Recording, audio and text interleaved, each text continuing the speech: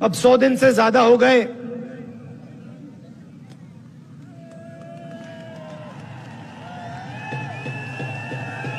देखो, आपने बात याद दिला दी।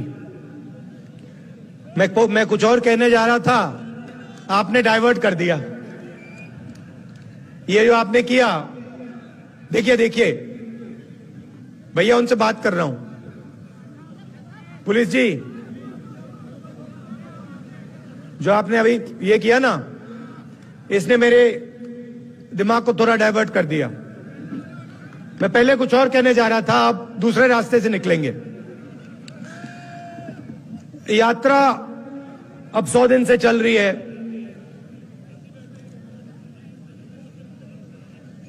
केरला, कर्नाटक, आंध्रा, तमिलनाडु, मध्य प्रदेश, राजस्थान, अलवर। रास्ते पे कभी कभी, जैसे मैंने यहां बोला प्रेस के हमारे मित्रों, मुझे रास्ते पे अपने दूसरे प्यारे मित्र भी मिल जाते हैं। आमतौर से वो बीजेपी के ऑफिस के ऊपर खड़े होते हैं। मैं निकलता हूं, वो ऐसे खड़े रहते हैं।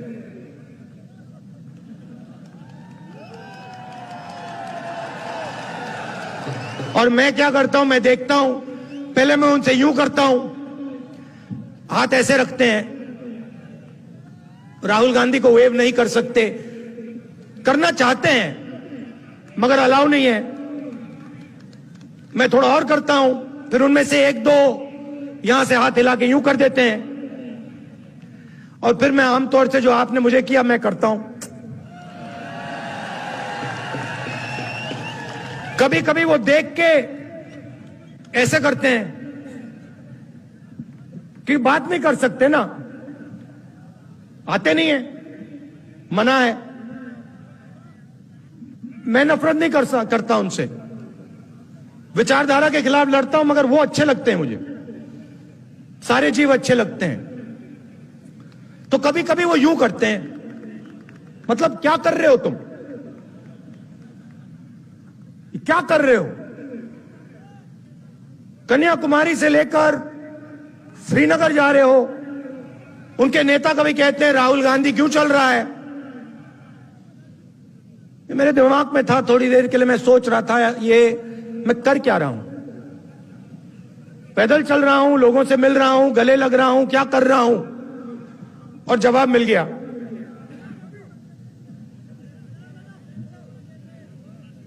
उनके जो कार्यकर्ता हैं जो मुझसे यूं करते हैं, क्या कर रहे हो, उनके लिए जवाब।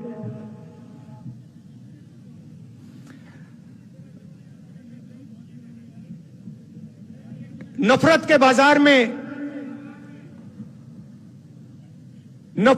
बाजार में मोहब्बत की दुकान खोल रहा हूं।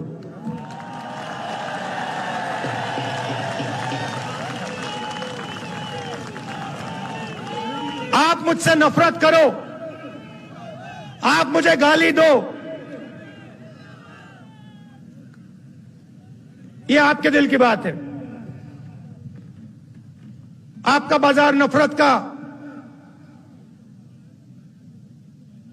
मेरी दुकान मोहब्बत की। और मैं सिर्फ अपनी बात नहीं कर रहा हूं, यह मत सोचिए कि यह सिर्फ राहुल गांधी बोल रहा है। यह पूरा का पूरा जो संगठन है जिसने इस देश को आजादी दी, हम कौन होते हैं? महात्मा गांधी जैसे लोग,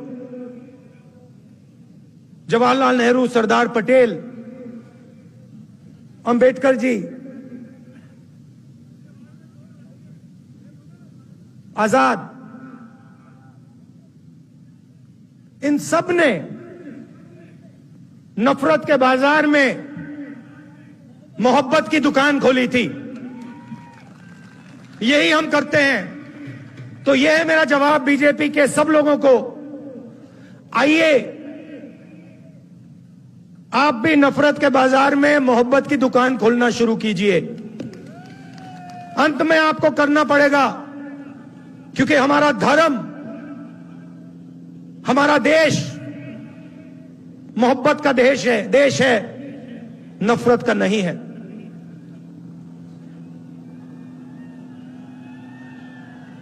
चलते हुए बहुत सारा सीखने को मिलता है।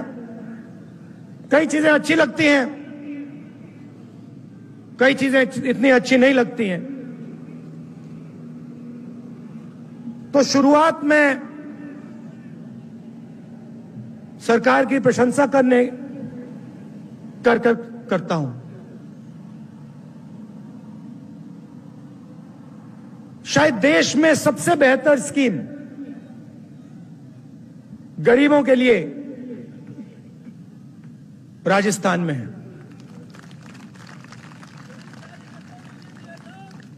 देखिए, मैं प्रशंसा कर रहा हूं, मैं फिर बुराई भी करूंगा,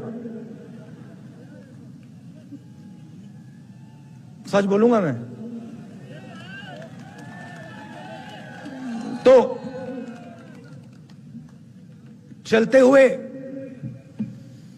महाराष्ट्र में, बाकी स्टेट्स में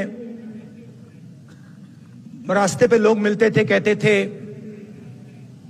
हमारे को किडनी का ट्रांसप्लांट करवाना है, पैसा नहीं है। स्टेंट लगवाना है, पैसा नहीं है। मैं पूछता था कितना पैसा लगेगा? 50 लाख रुपए लगेंगे। हमारे पास नहीं है, हम किसान हैं, कहां से आएगा? सब जगह ये होता था। अजीब सी बात है, राजस्थान में ये नहीं हो रहा है।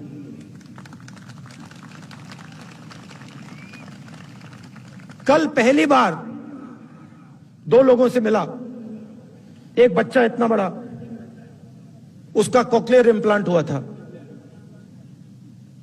और एक व्यक्ति जिसका किडनी ट्रांसप्लांट हुआ था। और दोनों ने मैंने पूछा कितना पैसा लगा?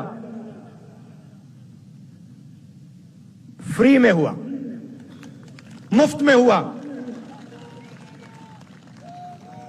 तो चिरंजीवी स्कीम ने लाखों लोगों के दिल से डर मिटाया है, तो इसकी प्रशंसा करनी पड़ेगी। और ये पूरे देश को स्कीम रास्ता दिखा सकता है। हमारे विपक्ष के नेता जो हैं, बीजेपी के नेता हैं, जहां भी जाते हैं अंग्रेजी के खिलाफ बात करते हैं। स्कूलों में अंग्रेजी नहीं होनी चाहिए, बंगाली होनी चाहिए, हिंदी होनी चाहिए, मगर अंग्रेजी नहीं होनी चाहिए। कभी आप एक काम कीजिए, ये जो नेता कहते हैं कि अंग्रेजी नहीं होनी चाहिए, उनके पास जाइए, उनसे पूछिए भैया आप ये बात तो अच्छी कर रहे हो, मगर आपका बेटा कौन से स्कूल में जाता है? क्या इंग्लिश मीडियम में जाता है? हां या ना? हां। इनके सारे के सारे बच्चे अमित शाह जी से लेकर इनके सब चीफ मिनिस्टर के बच्चे, सब एमपी के बच्चे, सब एमएलए के बच्चे, सारे के सारे इंग्लिश मीडियम स्कूल में जाते हैं और भाषण देते हैं कि भैया अंग्रेजी किसी को बोलनी नहीं चाहिए। ये नहीं चाहते हैं कि हिंदुस्तान का गरीब, किसान का बेटा, मजदूर का बेटा अंग्रेजी सीखे। इसका कारण है क्योंकि वो चाहते हैं कि आप बड़े सपने ना देखो, आप खेत में से ना निकलो, आप मजदूरी से बाहर ना निकलो। इसीलिए ये आपसे कहते हैं अंग्रेजी मत पढ़ो। मैं ये नहीं कह रहा हूं कि हिंदी नहीं पढ़नी चाहिए, जरूर पढ़नी चाहिए। तमिल पढ़नी चाहिए, हिंदी पढ़नी चाहिए, मराठी पढ़नी चाहिए, सब हिंदुस्तान की सब भाषाएं पढ़नी चाहिए। मगर अगर आप बाकी दुनिया से बात करना चाहते हो, चाहे वो अमेरिका के लोग हों, जापान के लोग हों, इंग्लैंड के लोग हों, तो वहां हिंदी काम नहीं आएगी, वहां अंग्रेजी ही काम आएगी। और हम चाहते हैं कि हिंदुस्तान के गरीब से गरीब किसान का बेटा एक दिन जाकर अमेरिका के युवाओं से कंपटीशन करे और उसी की भाषा में उसे हराए। यह हमारा दृष्टिकोण है। इसीलिए यहां पे मुझे बहुत खुशी हुई है कि 1700 इंग्लिश मीडियम स्कूल शुरू किए गए हैं और 10,000 अंग्रेजी के टीचर रिक्रूट हुए हैं। अशोक गहलोत जी, ये कम है, ये कम है। राजस्थान के हर बच्चे को इंग्लिश की अपॉर्चुनिटी मिलनी चाहिए। हर बच्चे को लगना चाहिए कि मैं हिंदी सीख सकता हूं,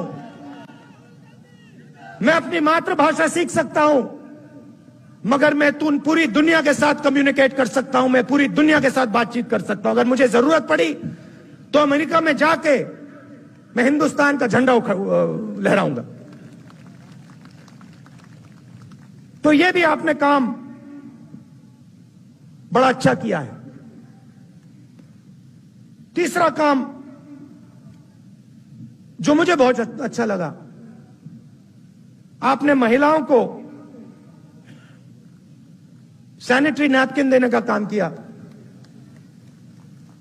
और जो उनको पहले कष्ट होता था आपने उसको मिटाया।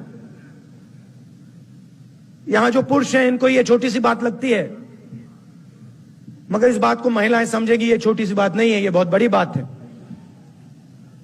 तो इसके लिए भी मैं आपको धन्यवाद करता हूं।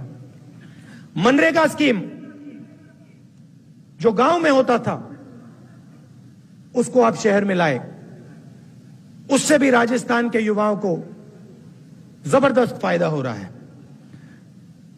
बाकी स्टेट्स में जब यात्रा निकलती थी ओल्ड पेंशन स्कीम के नारे चलते थे, यहां पे यह नारा नहीं सुनाई देता। आपने यहां ओल्ड पेंशन स्कीम लागू कर दी, तो आपने विकास का काम बहुत अच्छा किया है। मगर यात्रा में एक और चीज देखने को मिली। पहले प्रशंसा की थी, अब थोड़ी कड़ी बात बोलता हूं। यात्रा में एक रस्सी है, रस्सी के अंदर सारे के सारे सीनियर नेता हैं, रस्सी के बाहर हमारे लोकल बॉडी के नेता, जिला परिषद के नेता, प्रधान और कांग्रेस पार्टी का आम कार्यकर्ता। इस रस्सी को तोड़ना पड़ेगा। मतलब जो हमारा कार्यकर्ता है, जो हमारा लोकल बॉडी का नेता है, उसकी भी आवाज सरकार में सुनाई देनी चाहिए, सरकार के ऑफिसेज में सुनाई देनी चाहिए। और उससे भी जरूरी जो राजस्थान का आम नागरिक है, उसकी भी आवाज राजस्थान के हर ऑफिस के अंदर सुनाई देनी चाहिए। अब मैंने आपको एक बात बताई, मैं सुझाव भी दे देता हूं, पता नहीं आपको अच्छा लगे या नहीं। डिसीजन मेरा नहीं है, डिसीजन खारगे जी का है, मगर मैं यहां सामने रख देता हूं। देखिए, 3,500 किलोमीटर हम चले। चलने से फायदा होता है या नुकसान? क्या क्या फायदे मिलते हैं? हाँ, क्या क्या फायदे मिलते हैं? सबसे पहले देखिए, वजन कम हो जाता है, पेट गायब हो जाता है, सही, ठीक है, एक्सरसाइज हो जाती है। ये जो 3 सबसे बड़ी बीमारी हैं, कोलेस्ट्रॉल, शुगर, बीपी, इनका इलाज हो जाता है, अपने आप हो जाता है, सही बात। तो मेरा यह सुझाव है, और इससे सबका फायदा होगा।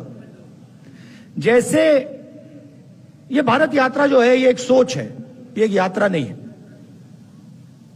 ये एक सोचने का तरीका है, देश के लिए ये एक विजन है। तो मेरा सुझाव ये है कि जैसे हम कन्याकुमारी से कश्मीर तक चले, वैसे महीने में एक बार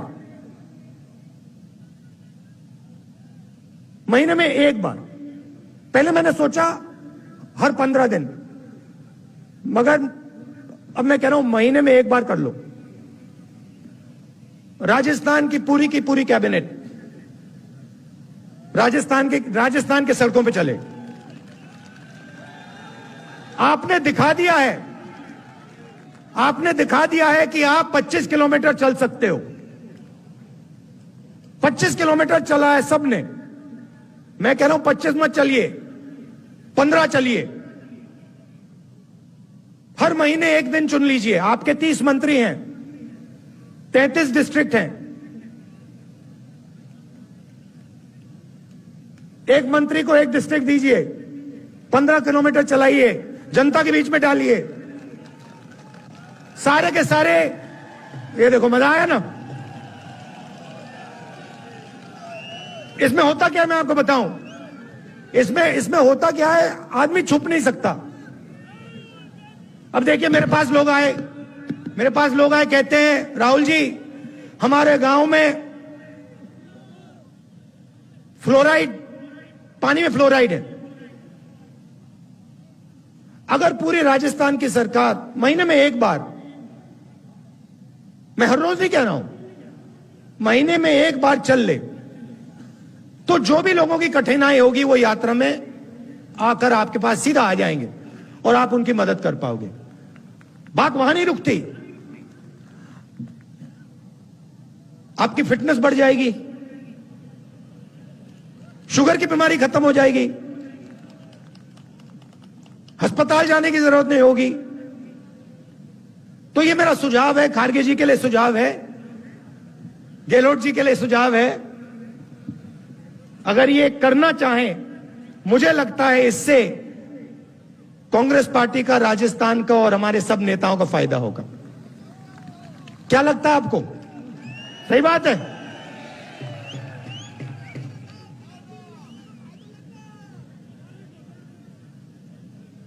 आपने यात्रा में, अभी आपने कहा जयराम, अब किसी ने कहा कि तकरीबन 3000 किलोमीटर चल लिए हैं। मैं आपको बताऊं, मुझे पता भी नहीं लगा।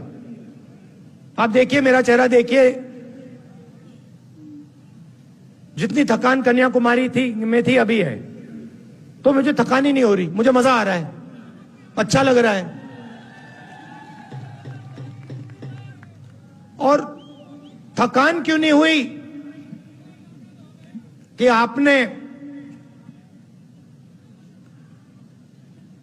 आप मोहब्बत की दुकान में आए,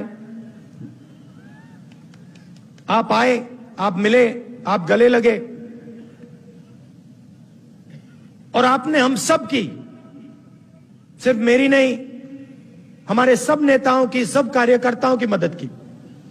आपने कहा कि ये जो कर रहे हो, भारत जोड़ो यात्रा जो है, भारत में नफरत मिटाने का काम जो कर रहे हो, बेरोजगारी के खिलाफ जो खड़े हो, महंगाई के खिलाफ जो खड़े हो, ये आप सही कर रहे हो। और आपने पूरी अपनी शक्ति इस यात्रा में डाल दी। लाखों करोड़ लोग आए हैं। कोई लोग 3000 किलोमीटर चले, कोई 2000 चले, कोई 500 चले, कोई 10 किलोमीटर चले, कोई हर 2-3 दिन आते हैं, मगर लाखों लोगों ने हमारी मदद की।